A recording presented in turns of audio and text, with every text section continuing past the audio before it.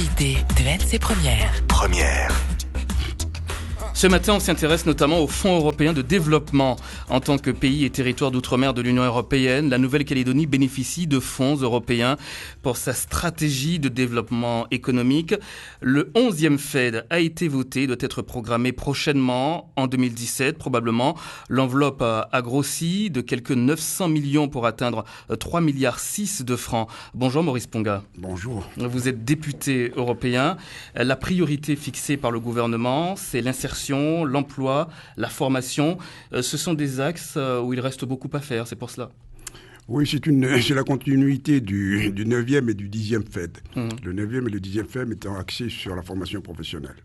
Et ensuite, le 11e FED, ils veulent faire une continuité sur l'emploi et l'insertion professionnelle. Oui. Donc c'est une stratégie, c'est mise en place par le gouvernement et les provinces. Oui, comment orienter ces jeunes vers des métiers porteurs aujourd'hui avec la contribution de ce FED ? C'est-à-dire que nous, le rôle du Parlement européen, c'est de faire en sorte qu'il y ait une enveloppe pour les pays et territoires d'outre-mer. Et la Nouvelle-Calédonie avait eu 29 millions d'euros, quelque chose, qui fait 3,6 milliards ou 3,7 milliards. Donc maintenant, il appartient à la Nouvelle-Calédonie et aux provinces de faire la mise en œuvre de cette enveloppe sur l'emploi et sur... Et vous, en tant que député européen, Maurice Ponga, est-ce que vous avez un regard qui est porté sur cette politique en la matière ? C'est-à-dire, par exemple, la mission que je conduis actuellement en Nouvelle-Calédonie avec les deux collègues, disons, on va dans ce sens-là. C'est-à-dire qu'on essaye de voir la mise en œuvre des fonds européens qui sont affectés à chaque collectivité, et, voilà, qui sont les PTOM. Et bon, c'était intéressant parce que, disons que quand on vote les crédits, on ne voit pas la mise en œuvre, mais ces missions-là permettent de se rendre compte exactement de ce qui se fait sur le terrain. Et on a été très satisfait de voir que ici, en Nouvelle-Calédonie, les fonds européens sont très bien utilisés. Les fonds européens sont très bien utilisés. Quand le président du gouvernement nous dit que nous allons transformer la politique de la Nouvelle-Calédonie, on ne peut pas se contenter de fournir à des jeunes des formations sans vérifier qu'elles leur assurent une carrière. Il a raison. Aujourd'hui, les fonds européens ont par le passé été utilisés d'une façon qui n'était pas... tout à fait normal, c'est-à-dire que les jeunes ont pu être orientés vers des métiers qui n'étaient pas les bons. Je pense que depuis certainement le 9e et le 10e FED, je veux dire, le cadrage a été très intéressant parce que les jeunes qui sont envoyés en formation répondent aux attentes des entreprises. Et directement, il y a une adéquation entre la formation qui est donnée dans les centres de formation avec les besoins des entreprises. Donc, sur ce côté-là, je pense que les choses sont très bien faites. Et si l'entreprise se porte mal aujourd'hui, le jeune, il n'a pas d'issue. C'est les entreprises, voilà, le moral est plutôt en berne en ce moment. Ben vous savez, c'est pas en Nouvelle-Calédonie seulement, c'est en Europe, partout ailleurs. La crise se fait sentir. L'une des solutions, est-ce que ce ne serait pas de donner envie aux jeunes de créer, d'imaginer des solutions, d'être acteurs de projets ?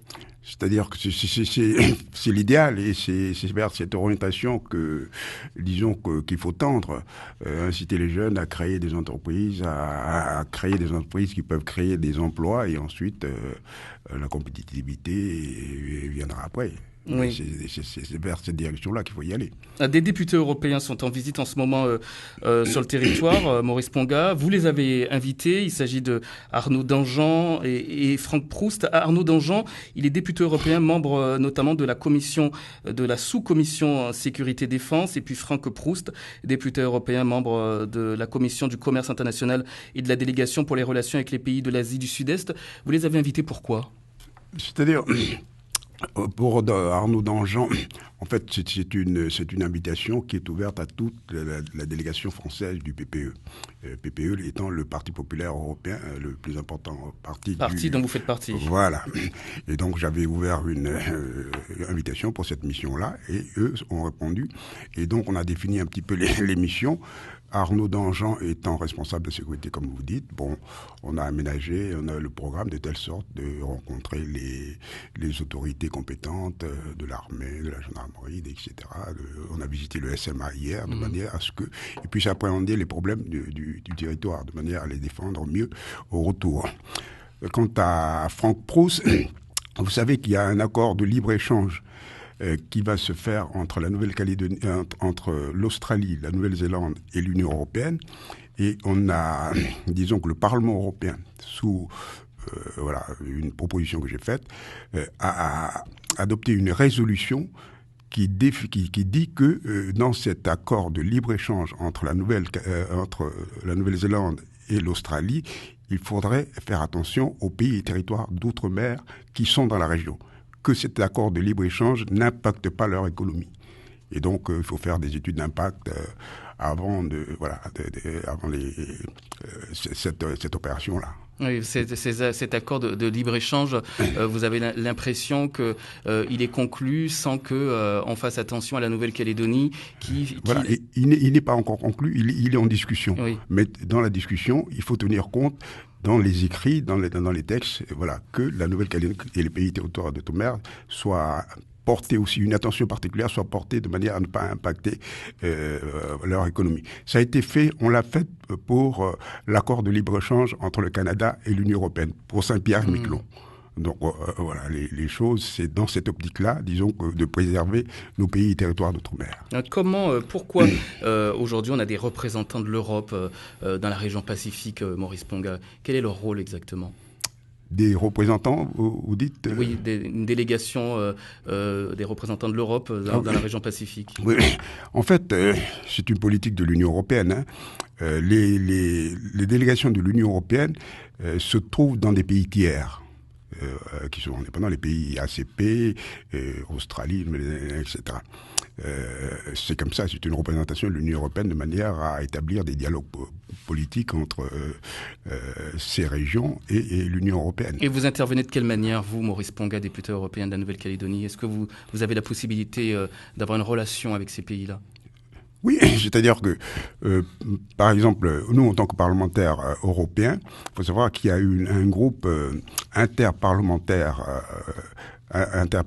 qui compte 74 députés des pays ACP et 74 députés européens. Nous nous rencontrons 2 fois par an pour un dialogue politique sur les droits de l'homme, sur la gouvernance, sur les sujets de la santé, etc. Donc, soit en Afrique, soit dans les pays européens. Donc, on a le contact avec ces pays et tiers par ce contact-là. Oui. Vous nous direz tout à l'heure s'il y a des résultats concrets. Je veux bien qu'il y ait des contacts, mais est-ce qu'il y a des résultats concrets profitables au pays? Et puis on parlera également du Brexit. Est-ce qu'il y a des conséquences pour le Fed? À tout à l'heure.